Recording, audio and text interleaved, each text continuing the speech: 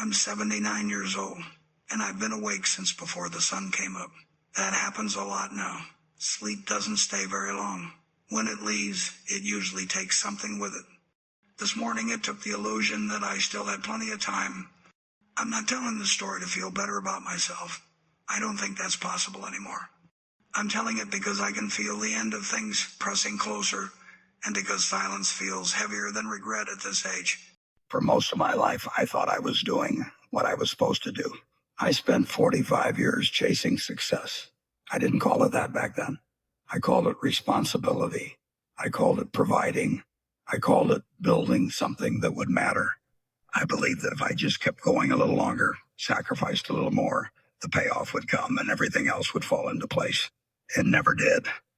Now I sit in a quiet house that still smells faintly like old coffee and furniture polish, and I try to remember when the noise left. I don't mean the sounds of voices and movement. I mean the feeling that my life was full.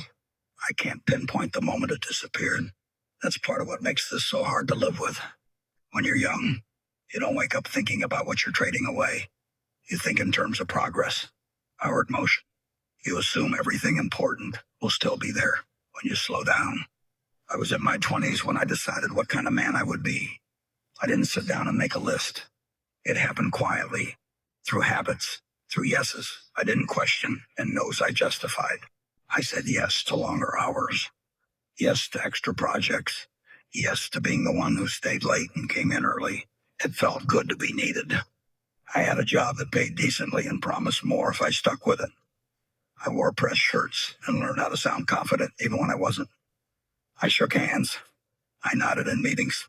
I learned how to speak just long enough to sound important without saying much at all. At home, I was tired, not exhausted in the dramatic sense, just dull, like a battery that never fully recharged. I told myself it was temporary. My wife would ask how my day was, and I'd give her the short version, not because I didn't care, but because I didn't have the energy to go back over it. She'd tell me about hers, about small things that happened while I was gone.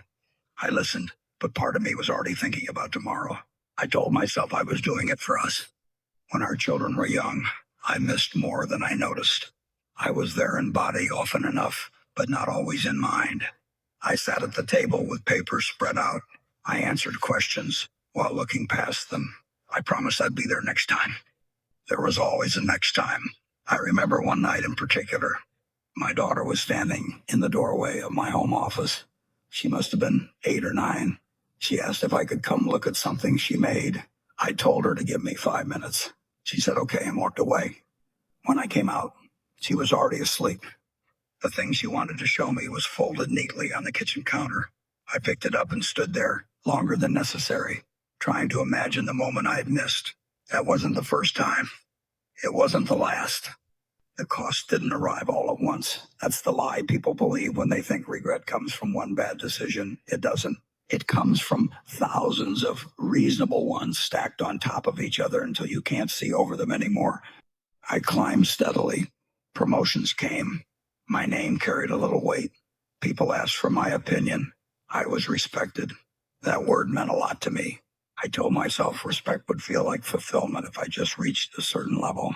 At home, conversations grew shorter, not hostile, just thinner. We talked about schedules, about errands, about things that needed fixing. We stopped talking about ourselves. I didn't notice when we stopped laughing easily. There was always an excuse, a deadline, a responsibility, a sense that if I let go for even a moment, everything I had worked for might slip away. So I held on tighter. Years passed like that. Decades, really. The children grew up. They became polite adults who called when they remembered. I told myself that was normal, that everyone gets busy. My wife grew quieter. I mistook it for contentment. I see now as distance. When retirement finally came, it didn't feel like freedom. It felt like the sudden removal of noise that had been hiding something underneath, a kind of emptiness I wasn't prepared for. I woke up with nowhere I needed to be. The house felt unfamiliar during the day, too still. My wife and I sat across from each other at breakfast, searching for things to say. We had shared a life, but we hadn't shared ourselves in a long time. Not long after that, she got sick. It wasn't dramatic at first, just small changes, fatigue, doctor visits that stretched longer each time. I went with her, of course. I sat in the chair beside the bed. I held her hand. But even then, part of me thought we had time. When she died, it was quiet, too quiet. There were no final speeches, no sudden clarity, just the weight of all the conversations we never finished pressing down at once. After the funeral, people told me I had been a good provider, a good man. They meant well. I nodded and thanked them. I didn't correct them, because what would I have said? That I had confused presence with provision, that I had postponed love until it no longer had anywhere to land. There are things you can't fix once you see them clearly. I look at all photographs now.